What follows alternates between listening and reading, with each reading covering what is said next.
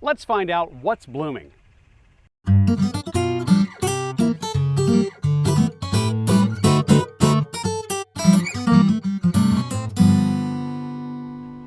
Hi, I'm Tim. Welcome to the Shades of Green Show. Today's episode is one that I've been trying to do for a couple of months. I wanted to be able to walk around the property here at the nursery and show you the different plants that we have in the ground and what's blooming at what time of the year, but it's either been raining, we've had a lot of rain this spring, or we've been so busy there just hasn't been the time. But finally, here, the first weekend of June 2021, I've got a break in the weather and a break in the foot traffic so we can get out here and walk around the property and show you the different plants that we have in the ground so you can see what they look like in all their glory.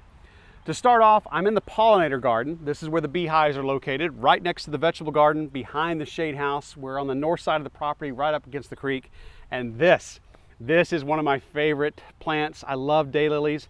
This is Alabama Jubilee with these bright, brilliant, deep orange flowers. Now, daylilies, there are thousands of different cultivars out there. You can look them up online. This is a great plant that you can get through the mail because it ships very easily. And most varieties will only bloom for about a month. Here in Collin County, the early bloomers will start in May through the end of May, the mid-season bloomers mid-May to mid-June, and the late-season bloomers the month of June. This plant will not be having any flowers on it past the 4th of July. I'm almost certain of that. Now, this started out a year ago, was just a little 1-gallon container, 3 different plants, and it's just blossomed here, literally. In this soil and this light conditions, we're getting morning sun and sun most of the day. Daylilies want at least 6 hours, 8 is great. And you get these beautiful blooms. After about 3 or 4 years, you can take your daylilies and divide them because they will get wider and wider and wider, and you can split them apart and give some to friends. This is Alabama Jubilee. Right next to it is Rock Rose, a native Texas bushy perennial with these beautiful bubblegum pink flowers. This thing will bloom all summer long. It loves full sun, it loves the heat. It does reseed freely. We did a video on this a couple of years ago, so check out our YouTube channel. For some of the other videos we've done, you'll see one here on Rock Rose. This thing can get 4, 5, 6 feet wide, 3 to 4 feet tall if you let it. You can prune it back if it ever starts getting out of hand, but that's just a great, great sun-loving perennial, especially if you like the color pink. Moving a little further down the garden, I've got a couple of different types of Echinacea in the ground. Here's a white blooming Echinacea. Over here, obviously a pale purple one. I believe that's the native Texas purpurea. I believe this one here is called Magnus. Now, Magnus gets a little taller. It has more petals, they're thinner, and they stick straight out, especially right after the flower opens. The normal native Texas Echinacea purpurea, those flowers tend to point down, almost like a shuttlecock is what it looks like. But Magnus, they shoot straight out to the side. Beautiful, beautiful purple Echinacea. And right here in front of me, this is Pentas. Pentas are a wonderful sun-loving annual for your garden. They'll get about 12 to 15 inches tall and wide, sometimes 18 if they're really happy.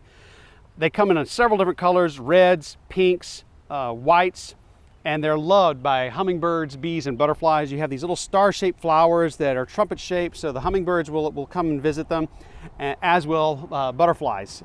Beautiful, beautiful plant. One of the few annuals that's here in this bed, and I don't know if we can see it. If not, we'll bring the camera in. Right behind us, a little beaten down by the rain, and it's lost about half of its petals because it's been blooming for a couple of weeks.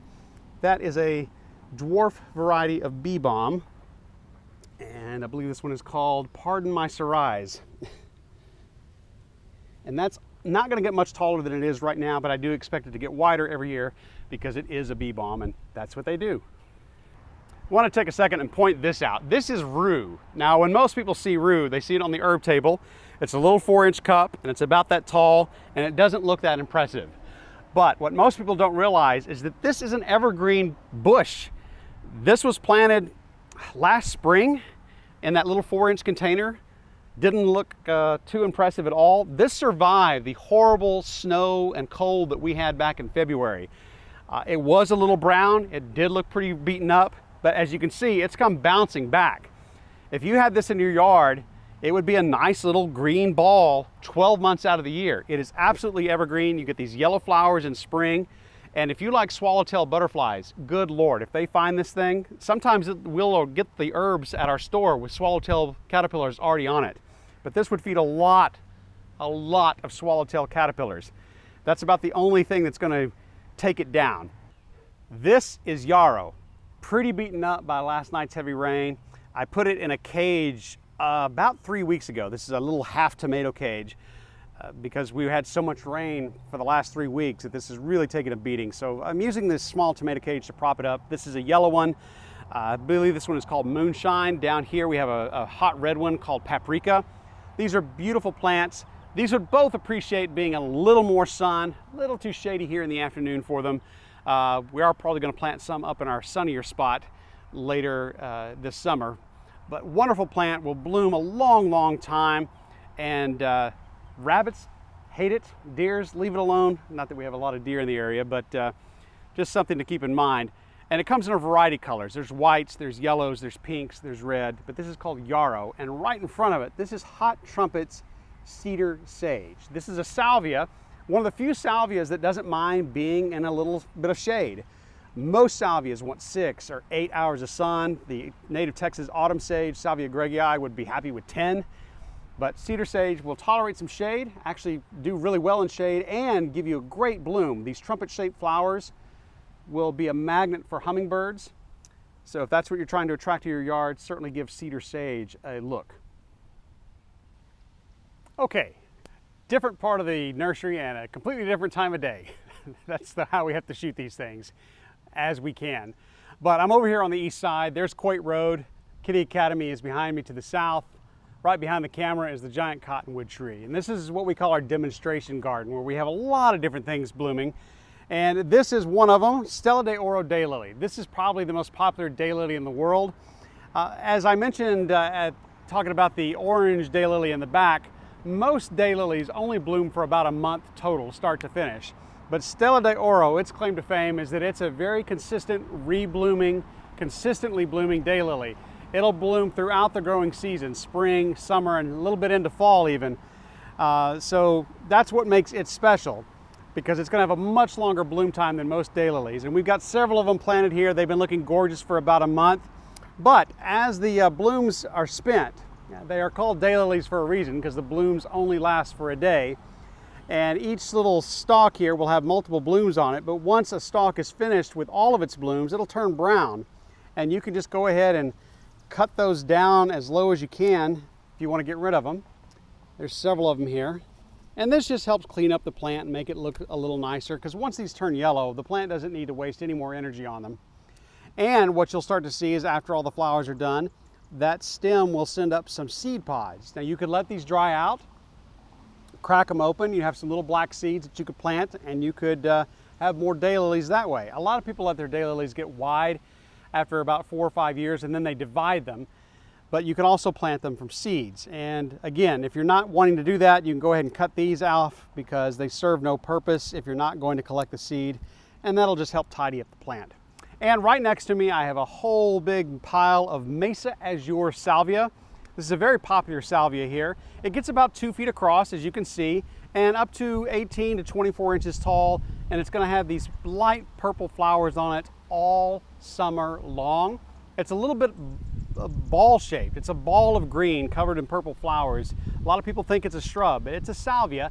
It will drop its leaves and die back to the ground in the winter. We tend to leave it upright, and just so it will leaf out on the old wood if you leave it up. If you cut it back, it'll just pop up again in spring. But this is Mesa Azure Salvia. In front of me here is Gaura. This is another native Texas plant. It comes in several different varieties, usually a white or a pink, or a white and pink. There's a variety called Whirling Butterflies. It gets that name because the flower has usually 4 petals on it, 2 big ones, 2 small ones, and the stamens stick out to the top so that it looks like a butterfly fluttering in the breeze. Here's a great shot right there where you can see the butterfly pattern. The 2 big petals, the 2 small petals, and then these coming out look like the antenna of a butterfly.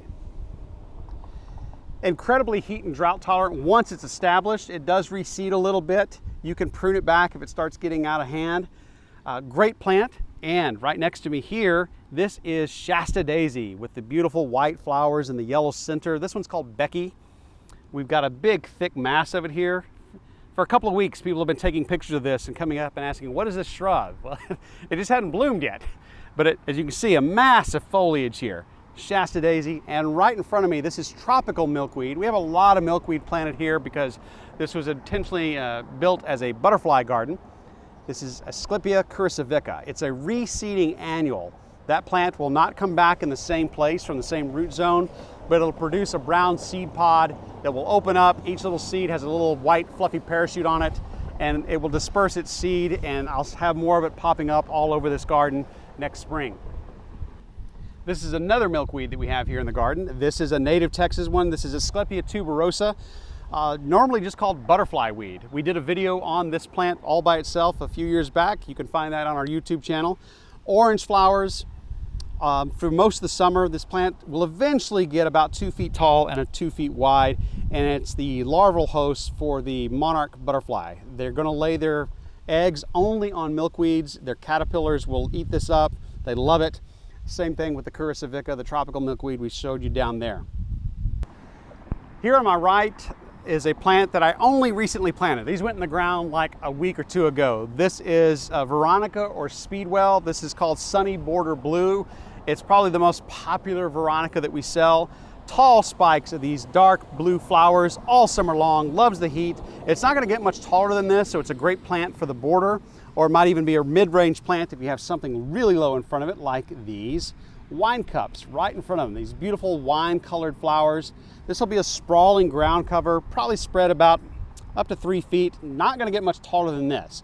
So red wine cup and Veronica or Speedwell. This is called Sunny Border Blue. Okay, point out a few other things here and then we'll wrap this video up. The orange plant here, light orange and dark orange, that's Texas Lantana, Lantana horta, or Lantana urticoides. Got 3 different plants here. That's gonna get really tall and thick, bloom all summer long. It's getting full sun here. We're facing the south, and it cannot get too sunny or too hot for Texas Lantana. The red behind it, again, beaten down by the rain last night, the storm, that is autumn sage, Salvia gregii, native Texas salvia, those beautiful dark red flowers. Behind it, the bushier, darker blue plant, that is Henry Dulberg salvia. Clearly one of our most popular salvias. There's a white blooming version of it called Augusta, which I don't have in bloom, at least not at the moment. I'm sure it's somewhere on this property, I just haven't found it. And moving on, of course, we have red yucca. Very popular plant. You're starting to see this in the medians of a lot of highways and city streets. Here in Frisco, it's planted in the medians up and down Preston Road. You'll see this in a lot of parking lots because it doesn't mind the radiant heat from the concrete that surrounds it. Red yucca. This is Russian sage. We'll be doing a video on this plant by itself very soon. You got this thin, open, airy, blue-gray foliage with these wonderful light blue flowers all summer long, heat and drought tolerant. It usually starts blooming the end of May, 1st of June, and will bloom all summer long. That is Russian sage. And Drops Calylophus. We did a video on these as well a few years back, and I've got a bigger mound of them right back here, so let's just keep on moving. More Russian sage, more autumn sage, more Henry Dulberg. Boom, there is Drops right there in all of its glory. Will just go nonstop all summer, and most winters, a normal Collin County winter, this foliage will stay green, won't flower much at all in the winter, but a profusion of flowers during the warmer months. And then 4-nerve daisy. Oh, I wish we'd waited. We did a video on this about a month ago and it looks so much better now. 4-nerve daisy, very heat and drought tolerant, loves the sun, loves the heat. It's really distinct look. Again, as I mentioned in the video that we did on this, it's a great way to soften up your cactus or your yucca if you're doing a xeriscape, because it will be happy in those hot, dry conditions, and this plant can bloom all year long. All right, last few plants I'm going to show you on this episode. First off, behind me, this is Green Cloud Texas Sage. Now, most people are familiar with Texas Sage. It's got that dusty gray leaf on it and the same exact flower. Well, this is the same plant, but with a green leaf on it. Green Cloud Texas Sage. Bees love it. It blooms heavily throughout the summer. The hotter the weather, the more it seems to bloom, and you often get a real flush of blooms right before or after a heavy rain, but we've had a lot of rain this month. Another autumn sage, Salvia gregii to my left. In front of me is Blackfoot daisy. Great plant, Probably not too happy with all the rain we've been getting. We did a video on this one also not too long ago. So if you want more information on Blackfoot, I'll try to put the link below for the video of that one. And in front of me, this is a ground cover that most people aren't aware of. It kind of gets overlooked, especially when it's in the bucket on the tables. It doesn't look that much. This is woolly Stemodia. Now, after all this rain, it is getting a flush of green here. This will eventually take on a dusty gray, almost white color of the foliage, and will really spread. If you're looking for a heat and drought tolerant ground cover, check out woolly Stemodia. It's a native Texas plant, and it's really not used that often, but it should be. I expect this to fill in this area before too long. So this will look very different here in a couple of months as this gets established and the leaves change to that dustier, whiter color. I'm Tim with Shades of Green Nursery and Landscape here in Frisco. Thanks for watching and learning about what's blooming here at the nursery this first weekend of June 2021.